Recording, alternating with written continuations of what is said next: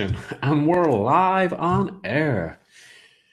Good evening, folks. It's 9:30 here in Barcelona on what was quite a warm Saturday. But if I'm being truthful, I didn't actually get out that much. I think I went to the supermarket to buy some provisions, as they say, and I have been spending the whole day recording videos actually for my new course and also for a product that I'm going to be releasing.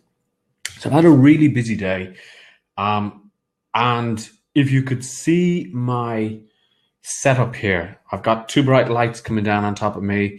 My camera here, my microphone here. I've got wires everywhere. And it's a little bit dangerous. If I were to walk out, I could trip over everything. So I wanted to put together this webinar. First of all, just let me know that you can hear me, say hello, so I know that you're there. And I'll take a sip of water. Okay, a few hellos coming in there. Let me know where you're coming in from as well. I wanted to do this webinar because a few people had asked me, what was it like being away? Hey, Miriam, it's great to see you and it's great to have you here live with me. And a lot of people were asking me, well, what was it like to be away from Facebook for 30 days? And one person actually said to me, I was inspired by what you said. And I tried to stay away from Facebook and it lasted about 2 days and then I went back. And when let me go back to the very beginning. I decided to get away from Facebook because, truth be told, I was getting pretty addicted to it. I was spending a lot of time just boom, boom, boom, browsing on Facebook. We're talking about first thing in the morning, during the day on the telephone, at night on the telephone when we were watching TV, on the bus, whatever it may be. And last thing at night, I was consuming Facebook so much. And actually, it was consuming me more than anything. And the truth is that I just felt, well, what's it going to be like if I take a break from Facebook? And I thought it's going to be difficult, it's going to be tricky, it's going to be whatever it may be. But I said to myself, okay, I'm going to take 1 month away from Facebook and I know I'm going to be super productive and I know I'm going to produce like 2 or 3 courses, etc., etc. You can probably tell by the smile on my face that things didn't work out quite as much or quite as well as I thought. Now, please do ask any questions and I hope the sound is okay. I had a few sound issues yesterday. But on the night of the 31st, maybe, or on the 1st of June, I actually deleted the Facebook app and the Facebook Messenger app from my iPhone. And it was funny because on the 1st of June, I started to look at my phone and I saw a little gap in one of the little icons, and because there was usually 4 at the bottom of the screen, and now there were only 3. And I scratched my head and I thought, what's missing there? And I realized it was Facebook. So that was the first sort of thing that was a little bit strange, that I didn't have that Facebook icon. And then I started to think, well, what am I going to do during the day when I pick up my telephone? Because I don't know about you, but I have found that I probably look at about 4 or 5 different websites on a daily basis. It's kind of like I look at the Irish news, I look at the UK news maybe, I read some tech blogs or tech magazines, and that's about it. And then I use Facebook. And then I only had 5 sites to look at rather than 6. What about you guys? Do you guys do you use Facebook a lot? Do you find that you sit on Facebook, as I say, that you always have that tab open, or how does it actually work for you? And let me know, and then I'll answer the questions. But I guess for the first day or two, it felt a little bit empty. It was like, I know there's something there that I'm missing, but I can't think what it is. And I guess one of the reasons why I did give up Facebook was, apart from it being consuming, I just felt that I was wasting my time and energy looking at stupid posts, getting frustrated, and probably arguing with people on posts about whatever it may be, about Trump, about there was a referendum that was taking place in Ireland, and I was getting really, really just consumed by this. And I think it could have been changing my mood a little bit and influencing it. Miriam says, Miriam says there, my Facebook tab is always open, mainly because that's how I communicate with friends and family. And that's true. That's one of the things that I missed of communicating with people in my my private members group for my Udemy courses, because I like to interact with them and some of the friends that I have on Messenger that I have meaningful conversations with. So I will say that I missed that. But what I didn't miss was the time that I spent browsing useless information. And I mean, you know, like that, the classic example that people say of cats and, you know, the cat waving his hand like that, and the dog doing tricks and silly things like that. But what was interesting was I believed I was going to get 100% productive. I was going to release another course. I was going to podcast a lot. I was going to do lots of things. And can anybody tell me what actually happened?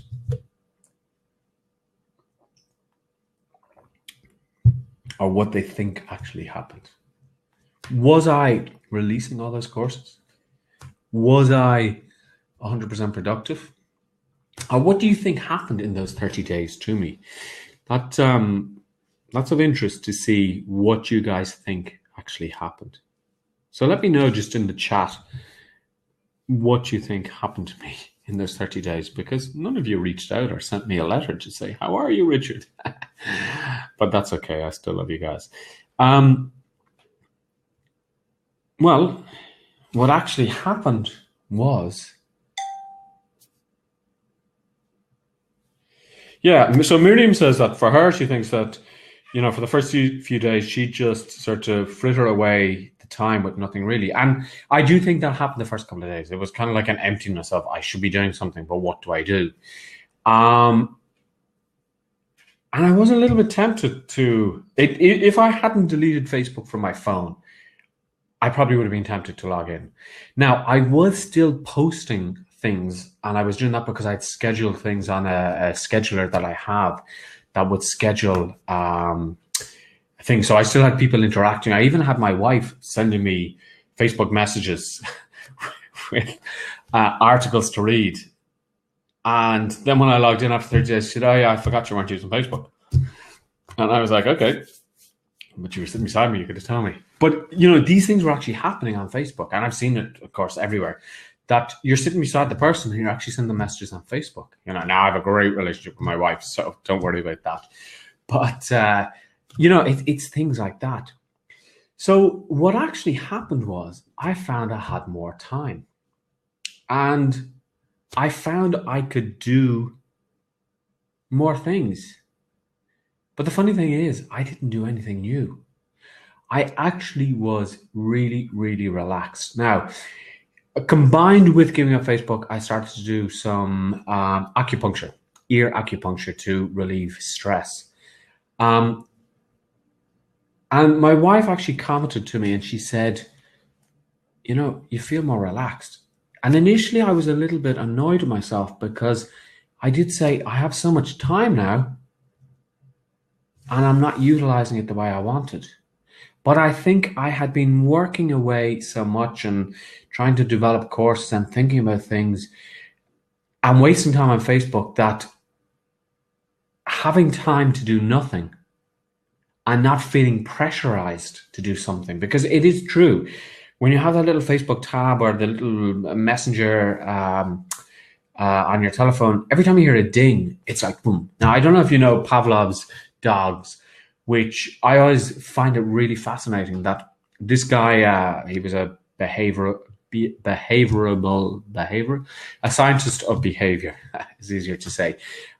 He did an experiment with dogs, and he trained them that every time they heard a bell, they would be given food. And eventually, he had trained them so much that every time they heard a bell, whether there was food or not, they would start to salivate because they thought food was coming. And sometimes I think that's the way Facebook and a lot of our instant messenger programs are. That as soon as we hear a bell, it's a ding. Oh! I have to answer that. I have to answer that ding, and I have to look at my phone. And I suppose I was away from that. If I'm honest, I was away from that pressure. I was away from that need to actually reply to messages, etc. Now, another thing I found was that being away from Facebook, I lived in reality, because sometimes you're looking at Facebook and you see people and they're putting up pictures and you see their comments, and you kind of, I don't know if it happens to you, but you kind of get stressed over what they say, or you start little arguments or whatever it may be. And you kind of, that stresses you as well. Has that happened to you, Miriam, and the other people who are on the live webinar? Has that happened to you? Do you feel sometimes that it's stressed? Because I certainly felt that moving away from Facebook, I felt less stress. Okay, Miriam says absolutely. And you know, I know I had arguments with people online, keyboard warriors and all that. But you know, you read things about Trump, you read things, you know, that people are supporting him or not supporting him, or coming up with conclusions or whatever, or they're talking about current affairs and they're putting in their spokes, they're putting in their ideas, or people who you know are having a hard time because you're in a group with them, and they're pretending that, you know, they're living a fantastic life. And the one thing that it did make me think about, and actually I've started to develop a course about this on Udemy, is about authenticity. And Facebook is not always about authenticity. A lot of the times what Facebook is about is projecting an image of yourself, and social media in general, not just Facebook, but Instagram, but projecting an image of yourself so that others perceive you differently. And the reality is that that person might be quite troubled, but they want to project this image. And it's something that I really realized more when I left Facebook. And I've started to go back to Facebook, but I'm going into the groups that I like, rather than actively posting and interacting with people. But it's one thing that I thought about a lot, and I thought about authenticity, and I thought, really, do I have to share everything about my life on Facebook? Because I used to post things like, you know, waiting for a plane or heading back to Dublin, looking forward to seeing friends. But was that actually necessary? Is that actually necessary? And that's a question for everybody as well. But is it actually necessary to have to do that, to post so much? But we seem to have got into a culture where we have to tell everybody everything about ourselves.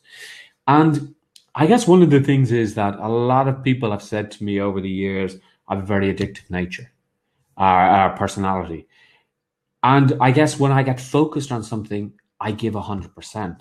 And that might be always a good thing, because it mightn't be, it mightn't be the best use of my time. But I used to always, I check in on Facebook, I do this on Facebook, I tell people, you know, I'm eating this, etc. What do you guys think? Do you think people use it for too much? Things like that. Do you use it too much? Do you think, taking stock and listening to me, do you think, well, actually, maybe this is correct, or what are your points of view?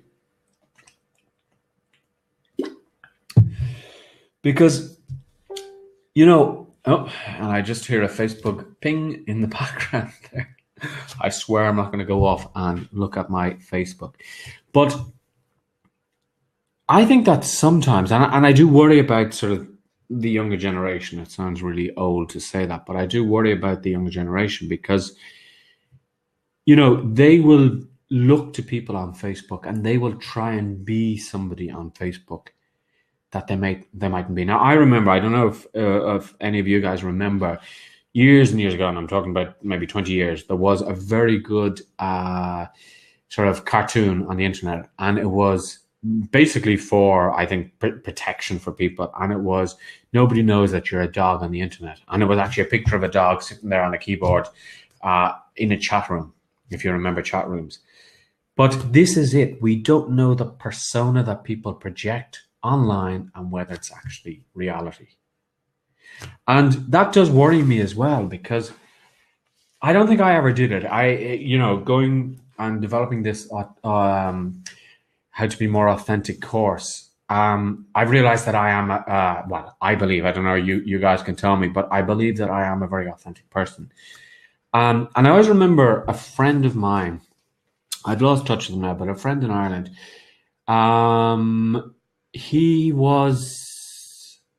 I think he had met my new girlfriend or something. And he said to me, what you see is what you get with Richard. So I was WYSIWYG, what you see is what you get. And I believe I'm like that. I don't know. Miriam knows me from my courses, from my interactions with her. But I'm the same whether I'm online, whether I'm offline, I believe. Actually, I'll let you know a little secret, but I can actually be quite introvert when I'm not doing something like training, when I'm not doing something like coaching, etc. I can actually be quite introvert, but I don't try and pretend to be somebody that I'm not, or at least I don't as I used to. Maybe 10 years ago, I used to do that. But what you see is what you get with me. But a lot of the times on Facebook, that's not what happens. So Facebook, Miriam says Facebook is not part of my generation, so I'm not so into it as many younger people. I do worry about the younger generation and their dependency on technology, and especially social media. Well, one of the things that's interesting, Miriam, is that people that I work with, and younger people, and I'm talking about people in their early 20s to late 30s, late 20s, they say to me, Facebook is for oldies. And I laugh at that and I go, Christ, is that really true? And I guess I grew up with Facebook. So I'm 46 at the moment. I'm 46. I'm 46. I'm not 46 right at this moment. And I'll be 46 or 47 tomorrow. But I'm 46 at the moment. And I guess I started in Facebook in 2009, maybe. So near enough to when it started and became public.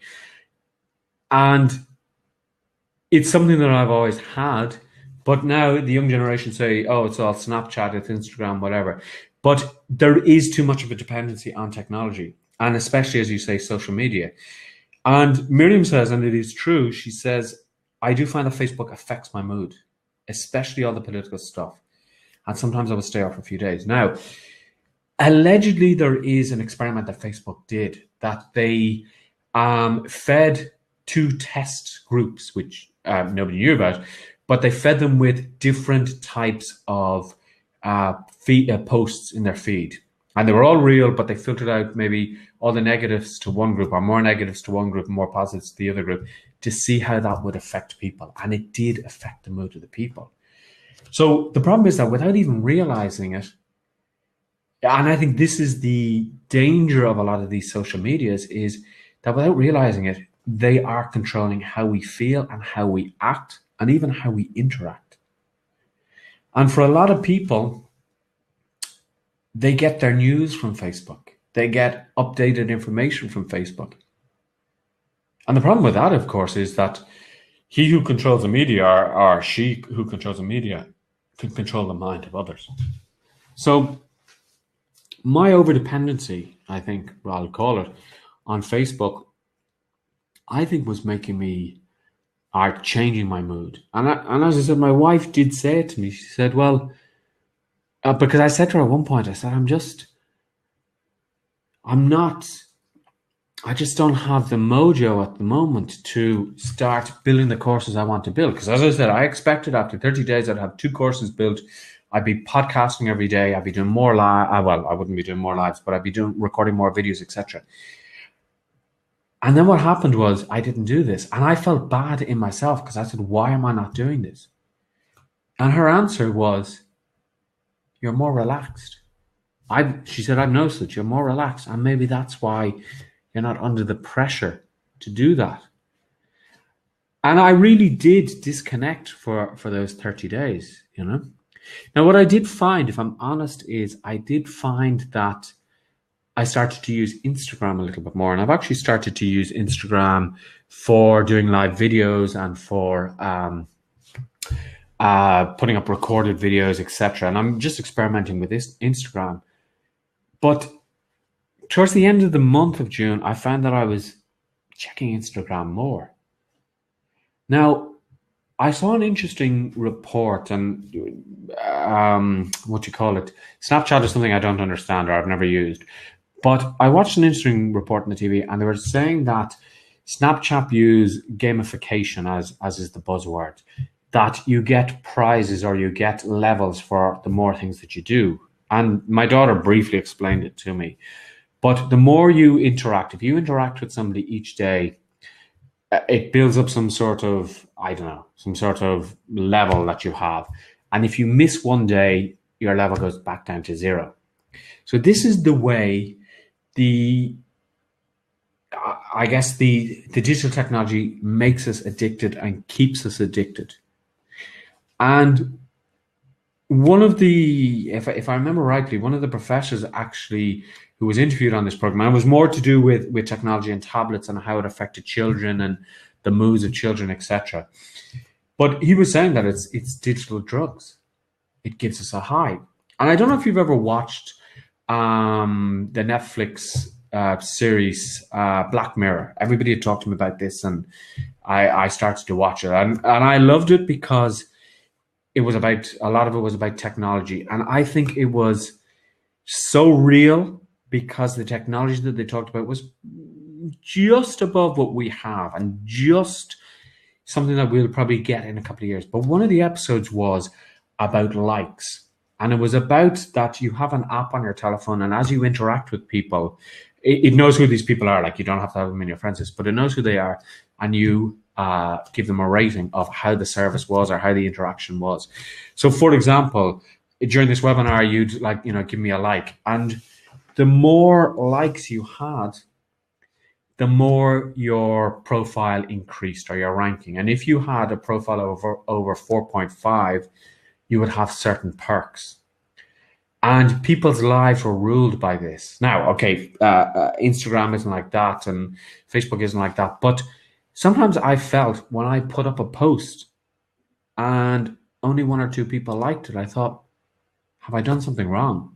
Was the post not good enough? Or if I put up a picture, because I love my Instagram photography, and I could see my daughter getting like 57 likes, and I'd have 4. And I kind of go, well, have I done something wrong with this? Why don't I have more likes?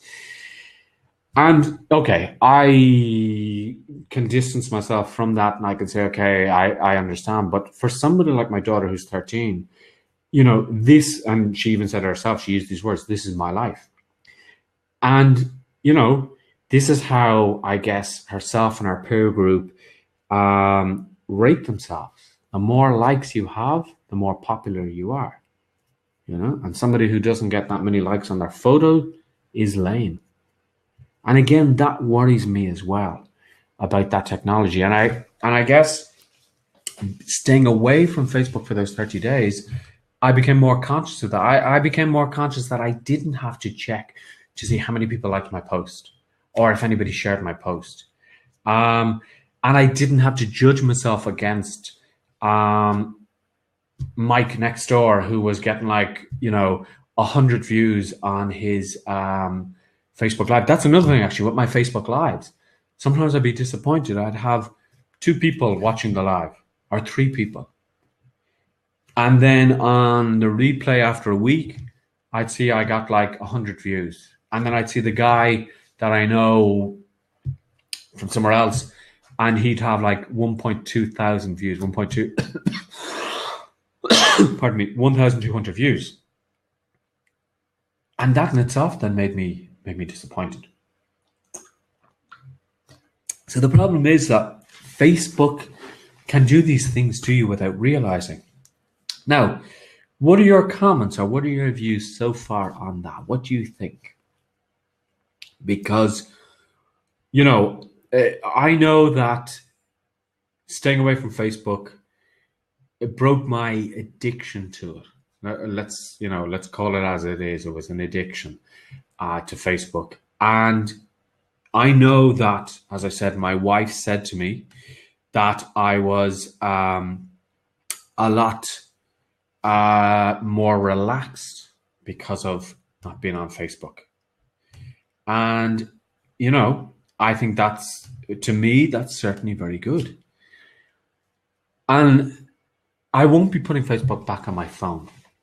And I won't be using it a lot on my lunch break, etc., on my work computer, etc. And I'll only be using it to check in the evenings, but I'm not going to get into that addicted state of it because I do feel more relaxed. Now, today has been a fantastic day because today I spent the day recording for my new course. I still have a lot to do on that, which I'll tackle tomorrow in the morning when I'm fresh. But I also then recorded some videos for a product that I want to launch in August. So I was very productive. And I probably couldn't have done that if I was on Facebook as often as I used to be on it. But now, now I feel that I'll be able to control my Facebook usage and still be productive. Now, today I did procrastinate because I have a list. I'm just looking at it. It's just behind my lights. And I have a document that I have to put together, and I've been procrastinating a little bit on it today, and I know I have to do that tomorrow. I have a video that I have to create for a friend, and I know I've been procrastinating on that because I need to put all that together. But if I was using Facebook as much as I used to use it, I wouldn't have done anything today. So what do you think? What's your thoughts on this? What's your feeling about it? Do you feel that, and if you're watching this on the replay, you can ask me a question, you can send me in a question and I'll reply to it.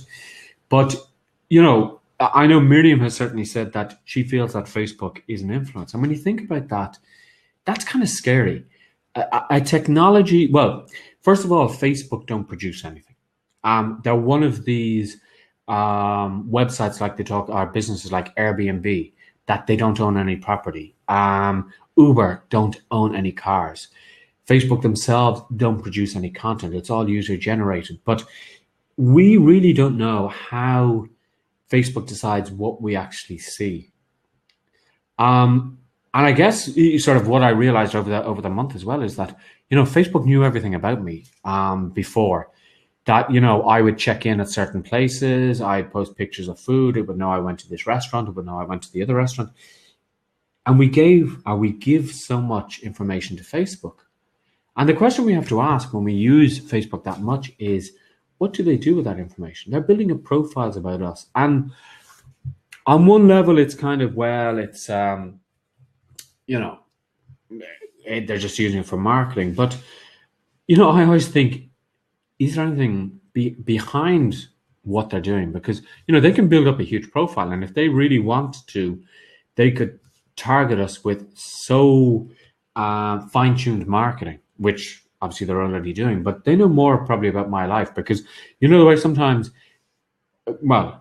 they throw up memories, this is what happened this time last year or 2 years ago or 3 years ago. So they actually, in some sense, you could say they control our memories because they remind us of things. And, not getting into a whole conspiracy type of thing, but what happened if they start to alter those pictures or alter those memories? Again, it's just that they're influencing us. And I can see, as Miriam has said, that it happened to her as well, that she felt that she was being influenced by Facebook, or her mood could be influenced by Facebook. So it's interesting. I guess to sort of wrap up, unless there's more questions, but our thoughts, our comments, taking a break from Facebook is really good. Taking a break from social media in general is really good.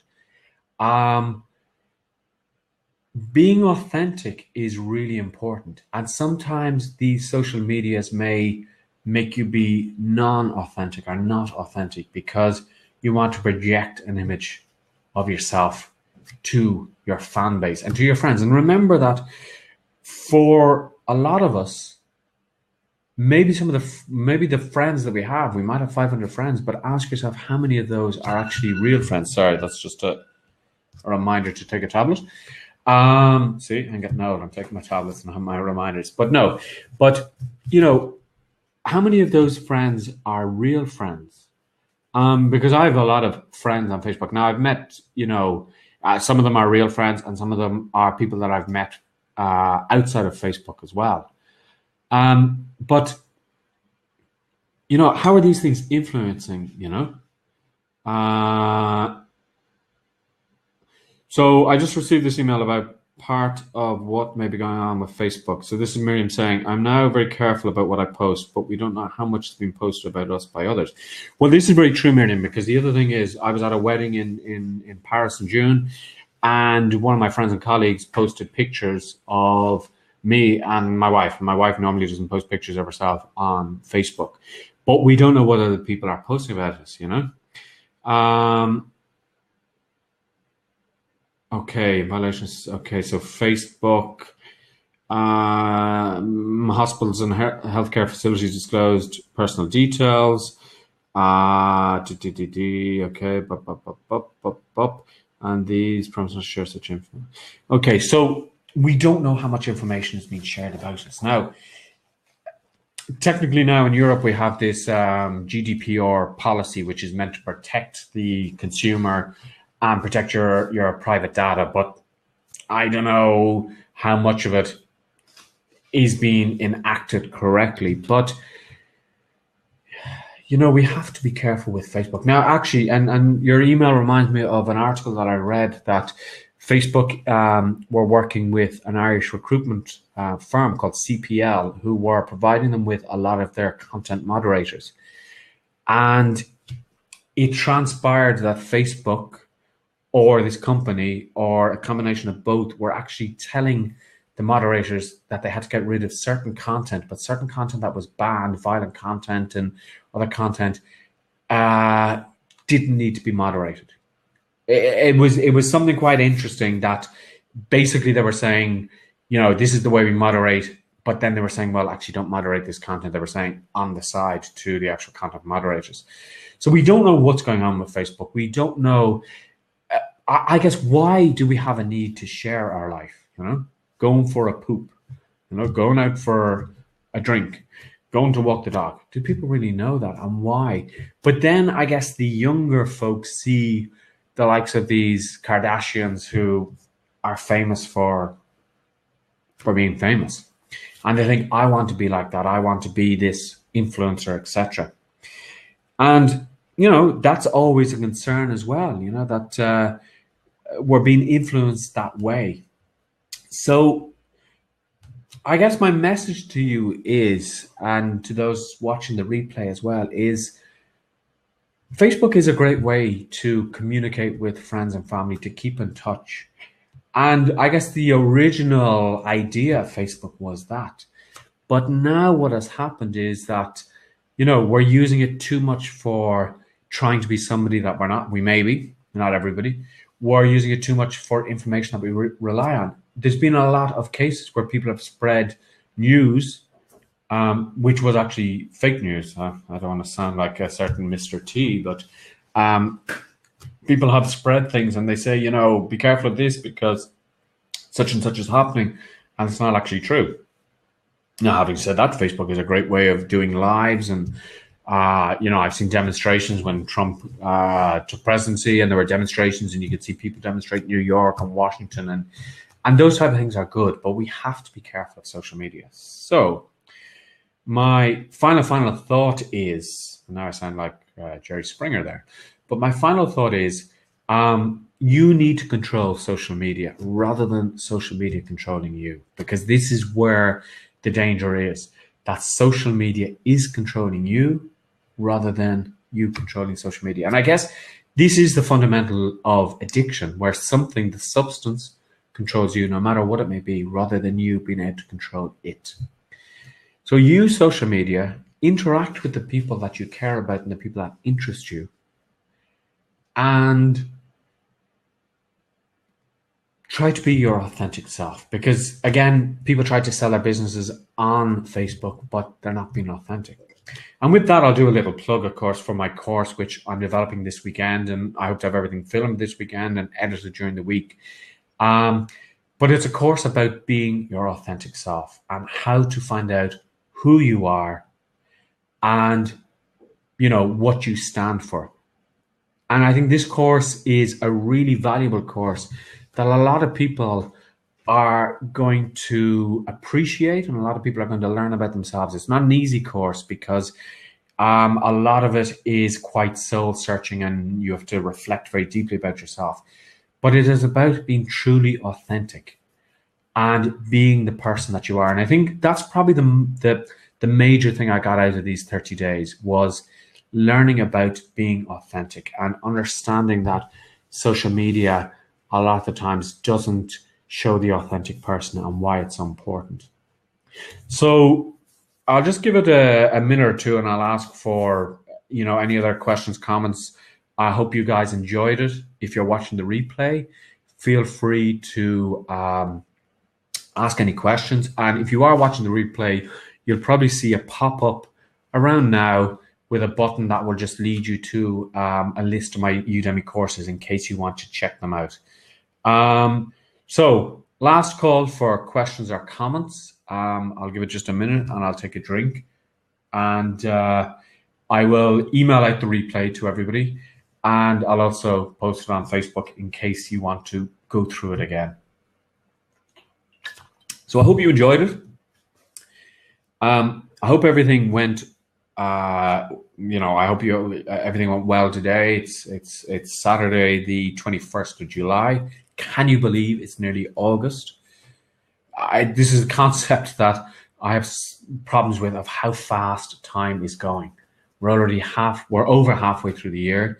We're closer to Christmas now, I hate to say it, than we were before. And, you know, it's great webinar, says Miriam, as always. Lots of valuable information. Happy birthday. Well, thank you. My birthday, as you know, was 16th of June. Yeah, so brilliant stuff, guys. Have a great Saturday. And I'm going to try and do weekly webinars if I can, or at least once a month. But it's up to you guys. This is Richard Butler of Richard Butler, the Success Coach, life and success coach based in Barcelona, saying good day, good night, good morning, good afternoon, and I will talk to you very, very soon.